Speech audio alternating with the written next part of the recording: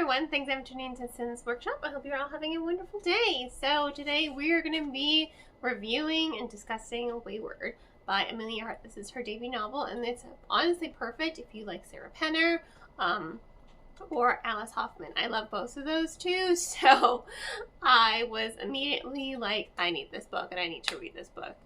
And let me tell you, it was very impactful and it was emotional and I loved it.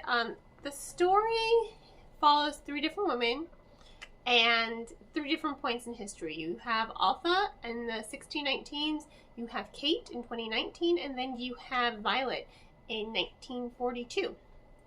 Three different women, and you're really wondering, okay, how are these three women connected? For me, I just made the assumption like, oh, they have to be, ancestors. That's where my mind instantly went to, and I wasn't wrong, so it was kind of obvious. But pat myself on the back for that. It's just, when you're reading the book, Altha is on trial for witchcraft. She's being accused of murdering her friend's husband, setting the animals wild, and causing them to trample him to death. Since she was one of the first people to respond, just walking by. So when I started, I was like, okay, how's she going to get out of this? Societies back in this time period were not very forgiving. Once you were accused of witchcraft, that was pretty much it. That was a death sentence in and of itself. So I'm sitting here and I'm reading this book. I'm thinking, okay, maybe they aren't connected by blood. Maybe Altha isn't their ancestor. And I'm struggling to really wrap my mind around and be like, okay, how's she going to get out of this? Because again, being accused of witchcraft was pretty much a death sentence. So then we jump to Kate's story in 2019. She's on the run, middle of the night. She's in the car. She's going to her great aunt's cottage that was left to her to escape her abusive partner. And he is a prick, man. He is a prick as you slowly unravel her story. And then after that, jump to Violet. Violet is the only daughter. She has a loving brother, but a controlling and sexist father, as would befit a man of his station in 1942. So you're still wondering, again, how are these three stories connected? And you see, oh God, I think it's amazing.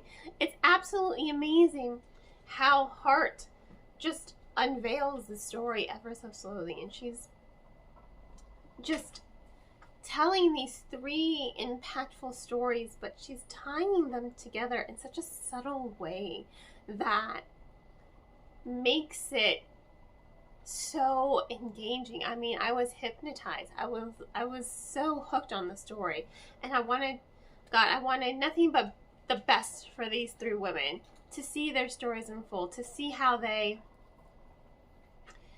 came alive and how they tied together, and to see their resilience and fortitude, because that's really what the story is about, their resilience and their fortitude. Just so you know, trigger warning here, Violet is raped. And then she has to kind of contend with that. And again, in Kate's story herself, you're slowly going through her memories in the past, because again, it's not a linear story. Each arc itself does move in a linear fashion, but you're going through her memories as she's worrying so much about her abusive partner and the things that he's going to do to her if he finds her. And it's very... God, it's emotional. That's the word. It's very emotional to just learn her story. And I think that's what makes this book so well done, that you are so invested in learning more about these women and their histories and everything that they've gone through, so that we can better understand them. And you're really seeing that resilience and fortitude and how they just come out of the situation powerful.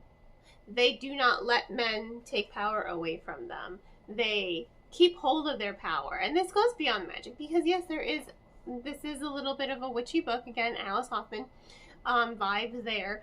But really, they are maintaining or reclaiming their agency as women. And I thought that that was just incredibly powerful to read. It was so emotional, so well done, so well executed. The way it moves back and forth between each character, it's not jarring. It didn't take me out of the story. It was just very fluid. And again, that pacing here was also very hypnotic, and I really did enjoy it. I mean, I really, really did enjoy this book. It was so well done, so excellent. So yeah, this book gets 5 stars for me. If you do want to purchase the book, I will of course include links on where you can purchase in the description. And on that note, please don't forget to like, subscribe, and share with all your book-loving friends. I hope you all have a wonderful rest of your day. Definitely check out this book. And as always, happy reading.